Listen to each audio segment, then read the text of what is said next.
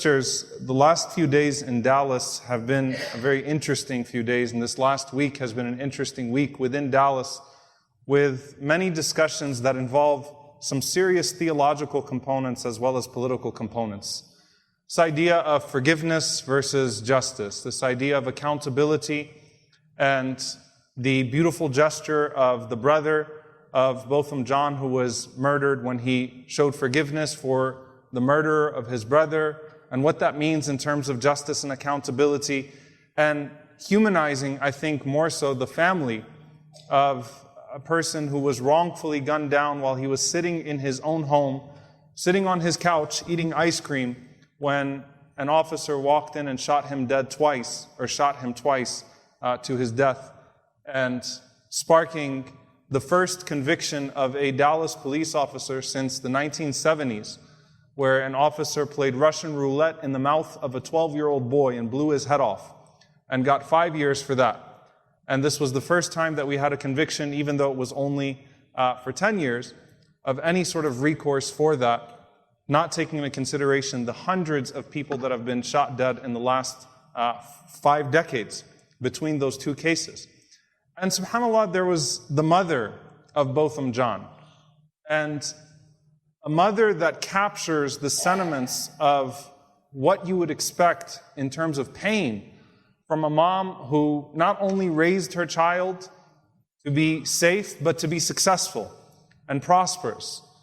And if you've gotten a glimpse into the dynamics of that family, you will know that that is a family that was extremely protective of their children. And subhanAllah, I just spent my last moments with her. I just came from that, where the family is going back to St. Lucia, and she told me something I didn't know, because we talked about the police shootings that happened in July 2016. She said that her son had actually moved here just 2 weeks before July 7th, 2016. And she remembered him standing on the balcony of his condo taking videos of all the police driving around downtown, and sending those videos and those pictures back home, and how scared she was for him from those moments, that she was afraid, and she thought at that moment, I should pull him back because it's not a safe place for him to be. And subhanAllah, what ended up happening to him 2 years later was that he would be murdered for no crime of his own. And you see a mother that will express in a very raw fashion her pain at the injustice that she suffered.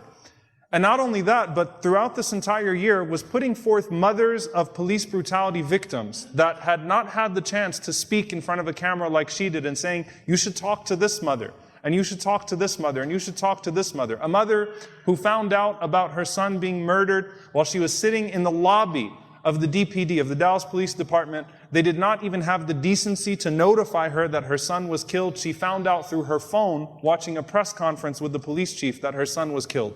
And she ushered forth mother after mother after mother and said, listen to them, because you haven't listened to them for all of these years, and you should listen to them. And these statements that she'd throw. The last statement I heard from her today, if any of you saw the press conference where signs were held, remember so-and-so, the victims of police brutality, and she said, let me hold the sign for my son, because I want to hold my son. When she said just a few days ago on what would have been his 28th birthday, that to lose a child is to feel the pain of labor in your womb again. She expresses it in a very raw manner, and very articulately, and in a way that a lot of mothers that had lost their children could relate. And you watch that person, and you watch the pain, and you watch the inability to move on, and you think about what type of mercy that Allah has put in the heart of a mother for her child.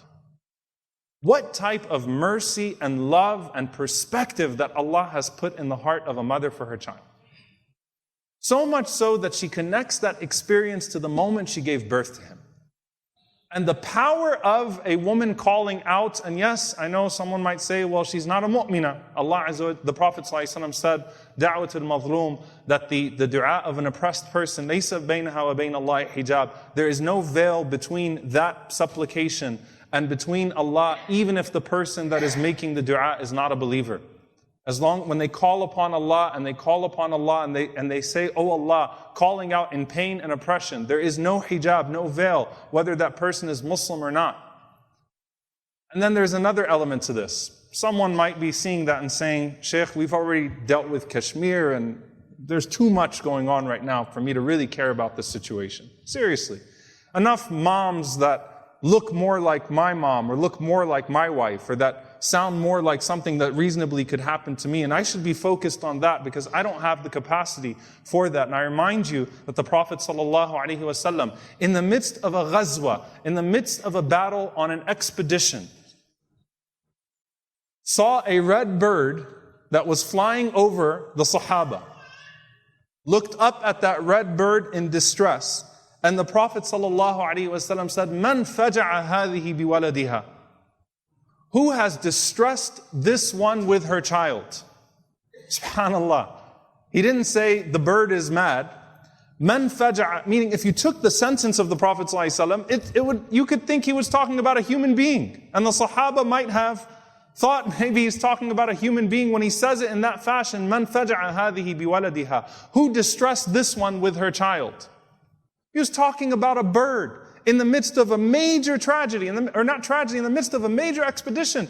But the Prophet ﷺ notices a bird complaining about her child. And one of the Sahaba took the egg, or took the child from the nest. And the Prophet ﷺ said, "Ruddu ilayha waladiha." Give her back her child. Give her back her child. Even the Prophet ﷺ, seeing that, an animal, a bird, in the midst of that, was caught, because there's something about a mother with her child, even when it's not even human. That connection of rahmah, that one part of Allah's mercy, that covers the entire existence as it is here, that we experience now. The 99 that we hope, bi'idhnillahi ta'ala, the rest of which we will experience in the akhirah. Allahumma ameen. That Allah would cover us in that exclusive mercy that is far more encompassing. That's encompassed, that small portion here that's encompassed. How much of it is encompassed from a mother to her child, a parent to their child, and particularly, specifically, a mother to her child, Muslim or not Muslim, human or not human, there is that connection that Allah subhanahu wa ta'ala puts there that's extremely special. And the Prophet ﷺ taught us to honor that connection. Allah teaches us to honor that connection in so many different ways in the Quran. And then you see da'wat al-mazloom, and the cry of the oppressed, the dua of the oppressed. And you see those images broadcast constantly that numb us. But you'll see the dua of a woman, a mother in Palestine, or the dua of a mother in Kashmir, or the dua of a mother from the Uyghurs, oppressed, and mom talking about her child. And you think, how near is that supplication to Allah subhanahu wa ta'ala? And you don't want to be on the other side of that dua. You do not want to be on the other side of that dua. You know, you hear the dua where the Prophet, the saying of the Prophet ﷺ, "Taqi da'wat al-mazloom," fear the dua of the transgressed, fear the dua of the oppressed. And you might think that the Prophet ﷺ was talking to Abu Jahl. The Prophet ﷺ was talking to Mu'adh bin Jabal, radiyallahu anhu, as he was sending him off to Yemen. A great companion, one of the fuqaha, one of the jurists of the companions, of the greatest of the companions, and saying, be careful, don't transgress. Because a lot of times we think of dhulm and we think grand. Your mind immediately goes to, to Egypt or Syria or wherever. Not the potential that I might provoke the dua of someone against me.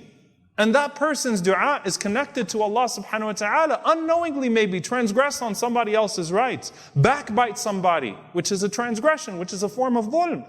And they call out to Allah subhanahu wa ta'ala against me. May Allah protect us from ever provoking that type of a dua against us, ever provoking that type of a cry against us. But I want to stick to the dua of the parent. The Prophet ﷺ says in a hadith in a Tirmidhi, he mentions 3 types of du'as that are accepted. He mentions da'wat al-mazloom, the call of the oppressed. He mentions al-musafir, he mentions the one who is traveling. And then the Prophet ﷺ mentions al-walid ala waladihi. Al-walid ala waladihi, which means the father on his son, but it actually expands to the parent for their child. It encompasses both parents. Like the Prophet ﷺ said in another narration, which is also authentic, دَعْوَةُ الْوَالِدَيْنِ عَلَى وَلَدِهِمَا. the dua of two parents on their child. And though it says ala waladihi, the prayer of a parent against the child, it also encompasses the prayer of a parent for the child, as the scholars of hadith have mentioned. Oftentimes you read the opposites, not of the meaning, but the implied from a hadith. And so if the Prophet ﷺ mentions an accepted prayer against, then that means the opposite of which is for. And so just as you should fear the dua of the oppressed against you, it could be that the dua of the oppressed for you is your saving dua on Yawm al-Qiyamah. When you support someone who is madloom, when you support someone who is oppressed, and they make dua for you. So the implied meaning can be drawn from it as well. And there is a potency of that prayer against a child as well. The Prophet ﷺ mentioned, لا تدعوا على أنفسكم ولا على أولادكم ولا على أموالكم. He said in an authentic hadith, don't make dua, don't pray against yourselves or your children or your wealth, because it could be accepted. You might say it in anger. And especially the more severe implication of this, which is to actually take an oath or a covenant, to take a yameen, an oath that implies cursing your own children, because it could be accepted, and you might say it in anger, or you might say it in a moment, but be careful. Don't make dua against your children. Don't let that become a form of your discipline, because Allah listens to the dua of the parent when the parent makes dua in regards to the child. Be careful. Don't let that become a part of your anger. Instead, make dua that Allah guides them in your anger. Don't make dua that Allah punishes them, even when you're upset, because it has potency. We have the story of Jurayj that the Prophet ﷺ mentioned to us, that I'll summarize or I'll paraphrase because of time, where there was a righteous man, a abid, a person who worshipped Allah non-stop. But he did not listen to his mother when his mother called out to him one day to take care of a very small task. And she prayed against him, that Allah subhanahu wa ta'ala would not let him die until he met a zani, until he met an adulteress. Later on, some time passed, and a woman came claiming that Jurayj was the father of her child. Jurayj was put through a massive trial. The end of it was his innocence, because he was innocent. But Allah answered the dua of the mother against him and clarified his innocence, not having two conflicting scenarios in that situation where you have a potent prayer and you have an innocent human being. So there is something to the dua of a parent against a child, and may Allah subhanahu wa ta'ala protect us from ever being on that side of a dua, where we anger or displease our parents justly, or our parents are justified or justly angry with us, or we do something unnecessary to trigger their anger, and they do that. May Allah subhanahu wa ta'ala never allow us to be amongst those who have that dua made against us from our parents. Allahumma ameen. So the opposite implied. What does it mean to actually get the dua of your mother? When your mom or your parents will actually say, "Oh Allah," and they'll have something that is favorable to you implied in that dua. In this khutbah, I'm going to use, at some point, a hadith from Sahih al-Bukhari.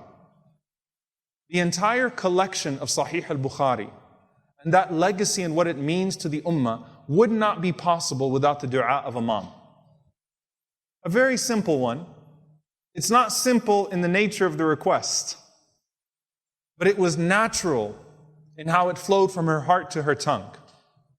Her child was blind, and she made dua to Allah subhanahu wa ta'ala that Allah cured the blindness of her son. And Allah subhanahu wa ta'ala sent her the good news that her son had been cured through Ibrahim alayhi salam, or seeing Ibrahim alayhi salam in a dream, giving her that bushra, giving her that glad tidings. And she wakes up and she goes and she sees her son, and her son could see. And everything that we have from Imam al-Bukhari, every single time a hadith is narrated from him, every single time one of his works that is not typically ascribed to him is of benefit to the ummah. It goes back to that dua of a mom. It goes back to that supplication of a mom for her child. She didn't know that she was making history when she was making dua. She was just making dua for Allah to cure her son. She wasn't implying, she did not say, oh Allah, cure him so that he can compile the greatest book, man-written book in the history of mankind. She didn't do that. She just said, oh Allah, cure him. She made dua out of love for her child, that Allah cure him. And Allah answered her. And we all have her to thank for that. And of course, beyond that, absolute gratitude going to Allah subhanahu wa ta'ala. But the vehicle of that cure was the dua of the mother of Imam al-Bukhari rahimahullah. It's a way in which a person removes their greatest sins. Ibn Abbas radiallahu ta'ala anhu, a man came to him and confessed of a major sin. And he responded to him and he said, Ummuka hayy, is your mother alive? And he said, no. So he just said, then go seek forgiveness from Allah subhanahu wa ta'ala. Why did you ask if his mother was alive? That's what the students asked him. Why did you ask him if his mother was alive? He said, because I don't know of a greater act of obedience to Allah subhanahu wa ta'ala than birr al-walida. That when a person honors their mother. I can't think of anything else that could possibly expiate a sin that heinous, a sin that major, like birr al-walida, like him honoring his mother. It is the greatest way to honor Allah subhanahu wa ta'ala, even if your mother is directly telling you to disobey Him. In the situation of Sa'd ibn Abi Waqqas radiallahu ta'ala anhu, whose mother took an oath that she would not eat or drink and she would not wash her hair or go inside her home until he left Islam. Can you imagine that type of torture to Sa'd? That his mom says to him that I will not eat, drink, comb my hair, remove lice from my hair or get out of the sun until you renounce Islam. And Allah sends down a verse ordering him, despite her ordering him to curse her, to curse Allah subhanahu wa ta'ala, to curse him, despite her ordering him to curse Allah subhanahu wa ta'ala, Allah orders that he honor her. And even mentions in the ayah in Surah Al-Ahqaf, وَوَصَّيْنَا الْإِنسَانَ بِوَالِدَيْهِ إِحْسَانًا حَمَلَتْهُ أُمُّهُ كُرْهًا وَوَضَعَتْهُ كُرْهًا وَحَمْلُهُ وَفِصَالُهُ 30 شهرًا. Mentioning that, look, she carried you. We have ordered excellence to both of your parents. And then specifying the mother, that she carried you in pain, she gave birth to you in pain, she fed you in pain, she nurtured you in pain, she went through all of that for you. She deserves that honor. Even in that situation, she deserves that honor. And so it is the way in which the scholar of this ummah, Ibn Abbas radiallahu anhu, saw an expiation for a major sin, and even kufr is not enough for Allah subhanahu wa ta'ala to remove the obligation from you to honor her. It's that significant that the Prophet sallallahu alaihi wasallam, when a young man comes to him to join the battle, the Prophet sallallahu alaihi wasallam sends him back to his mother and mentions Jannah at her feet. Greater than even that moment. What is it about that dua? What is it about that ikram? What is it about that honoring? And what is the limit to the potential of the barakah, the blessing that could come in one's life as a result of that honoring of a parent and organically having a dua made for you? You know, if you notice, subhanAllah, any of the stories that I've mentioned thus far that I will mention, no one actually goes to their parent and says, make dua for me, puts their head down and says, put your hand there. Even though you can do that, it's good. But it comes in a natural response to khidmah and takreem. To the service of the parent and to the honoring of the parent. That they make dua for you. That they supplicate for you. And there's this incident that's very prominent, because it's the Prophet ﷺ mentioning someone who he did not meet, but that the companions would meet. And the Prophet ﷺ saying, if you meet this man, then solicit dua from him, then ask Allah, then ask him to make dua for you. And who was this man? It was a man by the name of Uwais al-Qarni from Yemen. May Allah subhanahu wa ta'ala be pleased with him. Who never got to meet the Prophet sallallahu alaihi wasallam. And what held him back from coming to the Prophet sallallahu alaihi wasallam was his mother. Why was he so special? Why would the Prophet sallallahu alaihi wasallam not only make dua for him and mention him or have that inspired to him, even though he never came to the Prophet ﷺ, because what held him back from actually physically joining the Prophet ﷺ was his honoring and service to his mother. And the Prophet ﷺ told the companions, if you meet this man, if you see him, then you will recognize him. while also making mention of his virtues radiallahu ta'ala anhu. And Umar ibn al-Khattab radiallahu ta'ala anhu, when the Hujjaj would come from Yemen, goes to these people and asks them, is Uwais amongst you? Is Uwais amongst you? Is Uwais amongst you? Until finally they point to this man, Uwais. And Umar radiallahu ta'ala anhu goes to him, says, are you Uwais ibn Amir? He says, yes. And he starts to inquire further about his tribe, about where he's from. And he said, did you have leprosy? And you recovered from it, except for the spot that's the size of a dirham, meaning Allah cured you from leprosy, but you have a spot, which is to remind you of that blessing of a cure. Yes. So every time he asks him, yes, yes, yes. And he says, I heard Rasulullah sallallahu alaihi wasallam say that there will come to you Uwais ibn Amir from the reinforcements of Yemen. He had leprosy from which he recovered, but a spot the size of a dirham. He has a mother and he honors her. And I swear by Allah that if he were to swear upon Allah subhanahu wa ta'ala, if he was to take an oath upon Allah, Allah would honor that oath. Just because of that. That one thing that he does. He was not cognizant of his place in history. Just like the mother of al-Bukhari did not know the implications of what she was doing when she was praying for her son. He did not know the implications of what he was doing when he was serving his mother. He thought he was just a guy in Yemen that was serving his mom and that was doing basic khidmah. And as a result of that, Umar radiallahu ta'ala anhu asks him to pray for him. And Umar radiallahu ta'ala anhu said that, where are you headed? He said, Kufa, Iraq. He said, can I make you a governor of Kufa? Can I appoint you to an office or something? All of this honor, why? Because Allah honored him through that. Who knows what his mother would say about him or to him when he would do so? There's another young man from Yemen, Abu Hurairah radiallahu ta'ala anhu, who accepted Islam along with Tufayl ibn Amr ad-Dawsi. May Allah be pleased with him. This young man who came back to the Prophet ﷺ from Ad-Daws, from the tribe of Ad-Daws, and accepted Islam. And as he brought his mother with him to Medina, can you imagine the pain of Abu Hurairah? When he's coming to meet the Prophet ﷺ, his mom is cursing the Prophet ﷺ. His mom would dishonor the Prophet ﷺ and refuse to believe. And Abu Hurairah radiallahu anhu came to the Prophet ﷺ in pain, and he said, Ya Rasulullah, she says these things about you and it's hurting me. I don't know what to do. The Prophet ﷺ did not say, well, here's a sword. Go take care of that. The Prophet ﷺ did not say, dishonor her, disobey her, say something to her. The Prophet ﷺ saw the pain of Abu Hurairah in wanting that hidayah for his mom so bad and responded to the request to make dua for his mother. Asked Allah to guide his mother, and Abu Hurairah radiallahu ta'ala anhu goes home and he can hear the water running. She was taking a shower. And when she finished taking a shower, she was doing ghusl.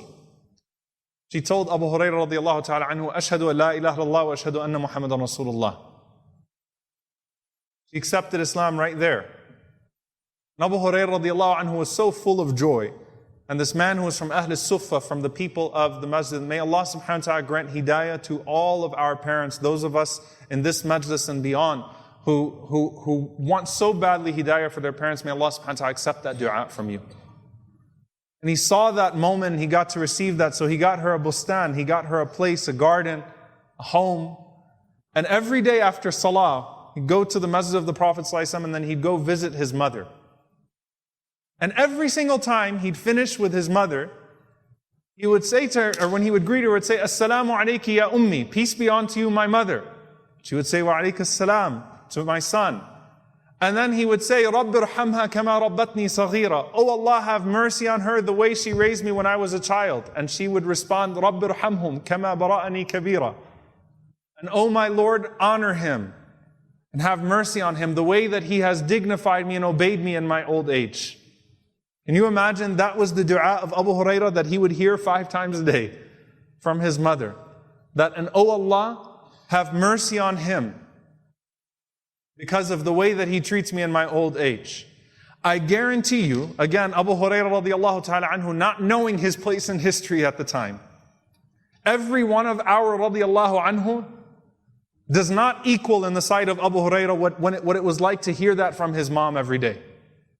رَبِّ ارْحَمْهُ كَمَا بَرَأَنِي كَبِيرًا. Oh my Lord, have mercy on him, the way that he honored me in my old age. Dear brothers and sisters, that single dua is so precious. And I want to end on a few concepts with this. There is no limit to that dua, no limit to that supplication of a parent.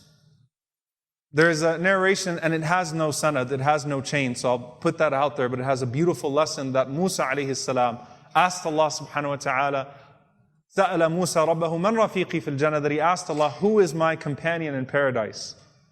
And so he was told about this particular man, and he goes to see this man, and he's he's not known, he's anonymous.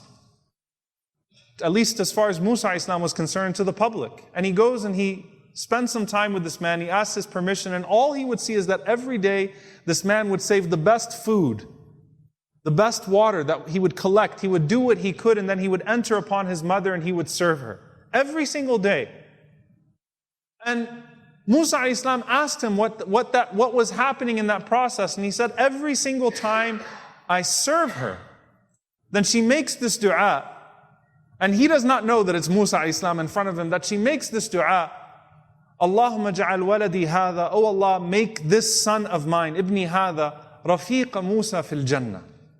The companion of Musa alayhi salam, the companion of Moses in Jannah.